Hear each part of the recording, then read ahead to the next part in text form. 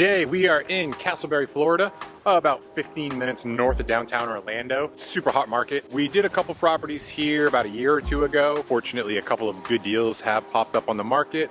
Snatched them up. This one right behind me is a 2-bedroom, 2-bathroom, single-family home right off of 436, kind of the main road here in Casselberry. It is on a big lake, lake access in this community. So we're looking at an after repair value about 225 to 235. It's about 1,1200 square feet in total. It was in very decent condition prior to picking it up, but it was like a 1980s original. So we essentially gutted the interior. They're about to start painting the exterior and stuff like that. With what has already been done on the inside, it's pretty awesome. It's about 70% done at the moment. The kitchen still has to go in and some other things. Let's check out the progress as it is right now.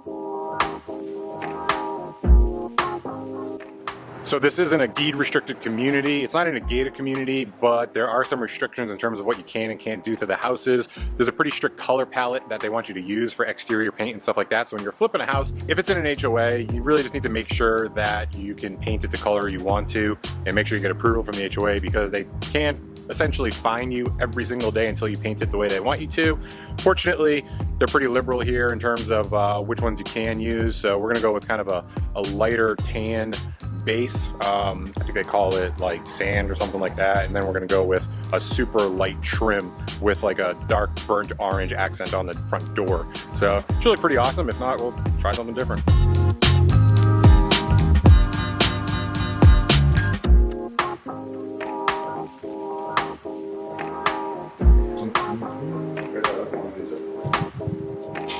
Oh, that's gonna look so good. So coming into the house, they basically gutted the entire kitchen. There was a ridiculous wall right here behind me that came out because, again, it was like a 1980s feel, and back then they essentially made houses like a maze. So there was a lot of like dark areas, not a lot of open spaces and stuff like that. And obviously in today's market, open floor plans is the big thing. So naturally we opened up that wall. That's going to be the kitchen right behind me. We just got done installing the can light, one of the 5 of them that are going to go up there to really brighten the whole kitchen up.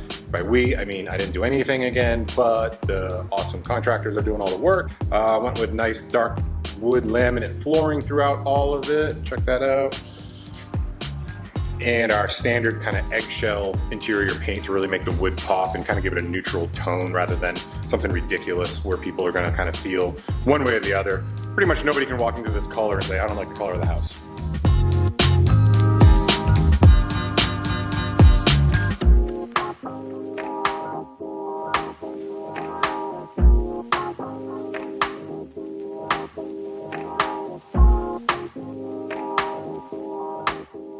So it's pretty straightforward, simple property, you know, 2 bedrooms, 2 bathrooms, the master bathroom's right behind me, new tile, new vanities going in.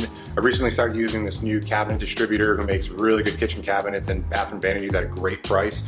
So it's gonna have matching granite countertops in the kitchen and in the bathrooms, matching cabinets with hardware and everything like that. So it's gonna give it a nice fluid feel to it. Obviously that's really what people are gonna be looking for. And essentially that's what you see in new build property. So you're talking about getting new build finishes and fixtures and specifics in a house that was built in the 80s. That really allows you to get top dollar for this type of property. Other than that, it should be done in about 10 days or so, hopefully. Get this thing on the market by the end of, by mid-May. That's the goal. Then on to the next one.